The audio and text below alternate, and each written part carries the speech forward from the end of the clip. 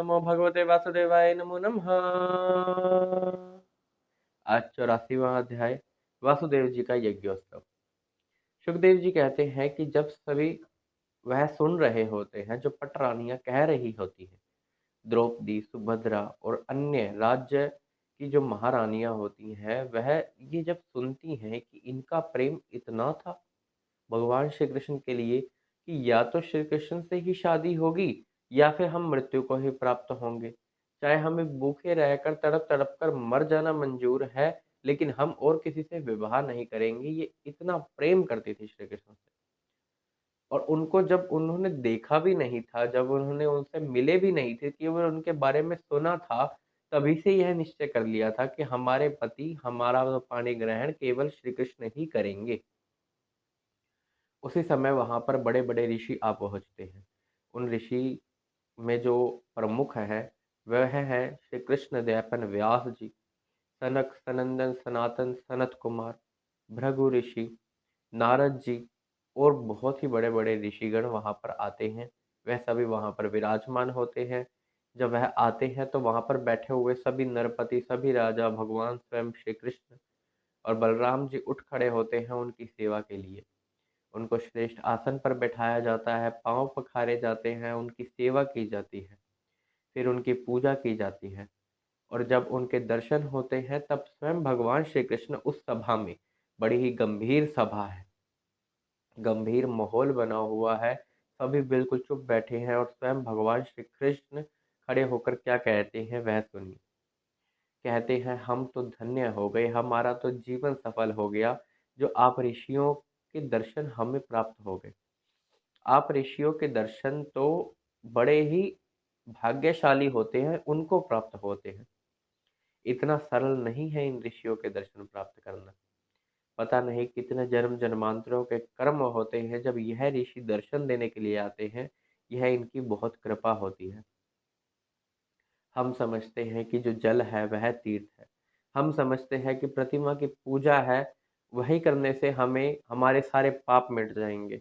लेकिन जैसा कि भगवान श्री कृष्ण कह रहे हैं कि ना प्रतिमा की सभी पूजा करने से और ना सिर्फ जल में बार बार स्नान करने से सभी पाप राशि मुक्त नहीं होती और भेद बुद्धि भी बनी ही रहती है। जब तक इन ज्ञानियों के, इन महात्माओं के दर्शन ना हो जाए, इनके सिर्फ दर्शन मात्र से सभी के सभी पाप नष्ट हो जाते हैं। इतने महत्वपूर्ण हैं इनके दर्शन। यह जो पृथ्वी है, हम पृथ्वी में किसी की पूजा कर ले, इस पृथ्वी की पूजा कर ले, चाहे वह अग्नि है, पंच महाभूत है, अग्नि है, पेड़ पौधे हैं, किसी की पूजा कर ले, उन पेड़ पौधों की, पृथ्वी के विकारों की पूजा करने से सभी पाप राशि मुक्त, हम उनसे मुक्त नहीं हो सकते। लेकिन ये जो ज्ञानी है, ये जो महात्मा है, जो वहां पधारे हैं, ऐसे ऐसे जो तपस्वी होते हैं, इनके केवल दर्शन मात्र से समस्त पाप राशि नष्ट हो जाती है। जब इनका दर्शन होता है तो यूं मानिए कि करोड़ों जन्मों के पुण्य ही उदय हुए हैं, तब इनके दर्शन हुए हैं। और जो इनकी आज्ञा होती है, इसको तो मस्तक पर धारण करना चाहिए हमें। इस प्रकार भगवान श्री कृष्ण बहुत ही सुंदर कहते हैं उन सभी ऋषियों के बारे में कि आप महान हैं। और जो मनुष्य इनको कुछ नहीं मानता और जल में स्नान कर रहा है, उसी को तीर्थ मान रहा है, प्रतिमा की पूजा कर रहा है, तो वह भी पशुओं में नीच गधे के समान ही है, जो इन ज्ञानियों को महत्व नहीं देता, इन ऋषियों को, इन ब्राह्मणों को महत्व नहीं देता। अब वहां पर आश्चर्यचकित होते हैं वह सभी जो ऋषि बैठे हुए हैं। वह सोच रहे हैं कि स्वयं भगवान कह रहे हैं, यह तो अत्यंत विस्मय है। उनकी बुद्धि भी कहीं ना कहीं सोच में पड़ गई है कि कितनी अत्यंत और विचित्र लीला है भगवान की।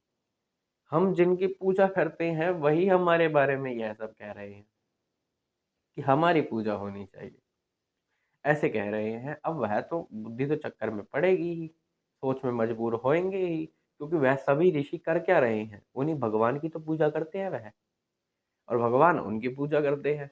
इस प्रकार से यह क्रम चलता रहता है, और ऋषि उनके हैं और भगवान ऋषियों के हैं। इसलिए वह उनको अपना आराध्य मानते हैं और वह भी उनको अपना आराध्य मानते हैं। अब वह भी बहुत ही सुंदर स्तुति करते हैं भगवान श्री कृष्ण की।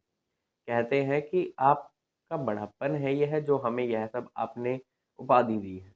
हमें यह सब सम्मान आपने दिया है। आपकी वजह से यह सम्मान हमें त्रिलोक में प्राप्त होता है और कोई भी चीज़ ऐसी नहीं है जिसकी हमें कमी हो। और जो मन में संतोष है उनके, जो मन में शांति है उनके और जो वह ज्ञान उनको प्राप्त है और जो नित्य प्रति उनकी लीला सुनने को मिलती है, इससे बढ़कर उन्हें क्या चाहिए? ऋषियों का तो असली धन ही यही है कि उनके बस दर्शन होते रहे, उनकी लीला सुनने को मिलती रहे और उनको बार-बार निहारते रहे, उनका मन में चिंतन करते रहे। वह तो सब कुछ छोड़-छाड़ देते हैं, चाहे वह स्त्री है, चाहे वह पुत्र है, बस इसलिए कि केवल उन्हीं को ही हम प्राप्त हो जाए।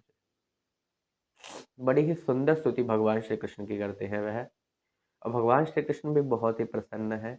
अब वह आज्ञा चाहते हैं वहाँ से जाने की। कहते हैं अब हमें जाने की अनुमति दीजिए। जब वह जाने ही लगते हैं उसी समय वासुदेव जी उनके पाँव पकड़ लेते हैं और कहते हैं कि आप यहाँ से मत जाइए। अब मैं जानना चाहता हूँ कि यह जो कौन से कर्म हम करें जिनसे कि हमें मोक्ष की प्राप्ति हो। अब वासुदेव जी स्वयं यह पूछ रहे हैं, यह देखकर भी आश्चर्यचकित होना बनता है। यह भी सरप्राइज़ होने वाली बात है, क्योंकि स्वयं भगवान श्री कृष्ण और बलराम उनके पुत्र हैं। और जब स्वयं भगवान उनके पुत्र हैं, तो कोई तो उनके बहुत ही बड़े कर्म और बहुत ही ज़्यादा भक्ति रही होगी। लेकिन फिर भी ऋषि उनको संबोधित करते हुए कहते हैं कि यह जो जन्म है, यह जन्म में ऋण होते हैं और इन ऋणों से अऋण हो जाना मोक्ष की प्राप्ति करवा देता है। तो हमें इस शरीर का पहले तो अभिमान नहीं करना चाहिए कि यह शरीर में मैं हूँ, यह मेरा है, यह मैं कर सकता हूँ। यह सिर्फ इंद्रियों की देखने की चीज़ें हैं, जो हमें विषयों में आसक्त कर देती हैं। लेकिन असलियत में ऐसा कुछ होता ही नहीं है। जैसे स्वप्न होता है, स्वप्न में हम अपने शरीर को भूल जाते हैं और जो हम देख रहे होते हैं, हम उसे सत्य मान लेते हैं। ऐसे ही यह शरीर है, जब तक हम इस शरीर में हैं, तो यह इंद्रियाँ हमें हमेशा आभास कराती रहती हैं कि यह सब हमारे सामने है और यह सत्य है और हम इन्हीं विषयों को भोगने में लगे रहते हैं, शरीर को आनंद देते रहते हैं और फिर भगवान में जब ध्यान नहीं होता, तो फिर पतन होना तो निश्चित है। तो मोक्ष की प्राप्ति के लिए एक तो भगवान विष्णु की आराधना करनी चाहिए।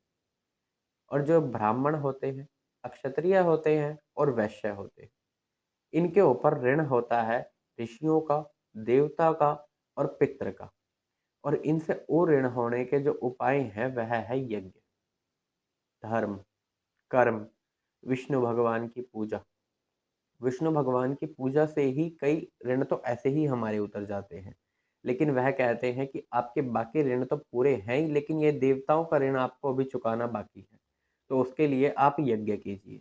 वहाँ बहुत ही बड़ा यज्ञोत्सव होता है उनके कहने पर। वह उन्हीं ऋषियों को यजन करते हैं, उन्हीं का ही वर्ण करते हैं उसी यज्ञ के लिए। उस यज्ञोत्सव में सभी सज-धज कर बड़े ही धूम-धाम से वह यज्ञ होता है।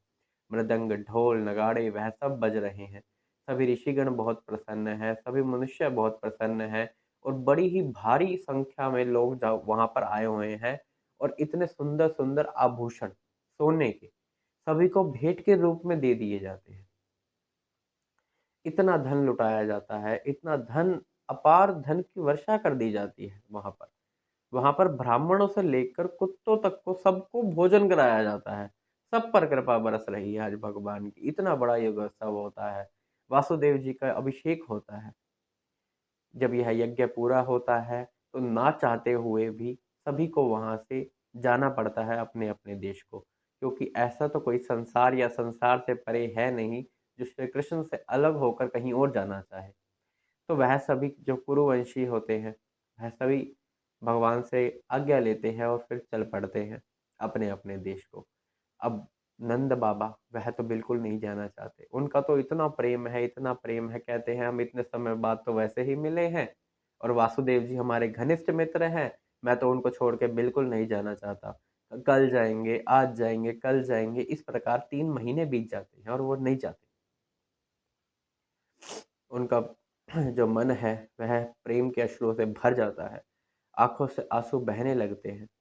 नंद बाबा और वासुदेव जी इतने ज़्यादा घनिष्ठ मित्र थे, उनको सब कुछ याद आने लगता है कि कैसे शुरुआत में क्या-क्या हुआ था। कैसे आप यहाँ आए थे, कैसे आपने यहाँ कन्हैया को छोड़ा था और जो लालन-पोषण आपने करा है कन्हैया का, वह तो ऐसे है जैसे कि पलकें हमारी आँखों की रक्षा करती हैं, ऐसे ही आपने इन कन्हैया और बलराम जी का ध्यान रखा है। मैं तो आपका ये ऋण चाहकर भी नहीं उतार सकता। यह सब वासुदेव जी नंद बाबा से फिर क्या कहते हैं वह सुनिए। वह कहते हैं कि आपका जो प्रेम है वह बहुत ही बड़ा है। भगवान ने एक संबंध बनाया है प्रेम का, और यह प्रेम का संबंध तोड़ देना बड़े-बड़े ऋषियों के बस की बात नहीं होती। यह प्रेम हमारा सदा बना रहे, कभी ना टूटे। हम सदा ऐसे ही मिलते रहें और हमेशा एक दूसरे आप जो हमारा सम्मान करते हैं वही बहुत है। वह यह भी कहते हैं वासुदेव जी कि जो कल्याणकारी पुरुष होते हैं, उनके पास राज्य लक्ष्मी ना ही आए तो ही ठीक रहता है। क्योंकि राज्य लक्ष्मी जो होती है यह अभिमान ले ही आती है कहीं न कहीं, और उसके कारण जो कल्याण का उनका मार्ग होता है, वह पूर्ण नहीं हो पाता, क्योंकि वह राज्य लक्ष्मी से संपन्न हो जाते हैं। फिर भी बहुत ही कठिनाई से अपने मन पर पत्थर रखते हुए, अपने प्रेम की एक गाँठ बाँधते हुए वह वहाँ से श्री कृष्ण और बलराम जी के मुखारविंद को अपने मन में उतार कर, उनसे आलिंगन कर, बहुत रो-रो कर वहाँ से चले जाते हैं।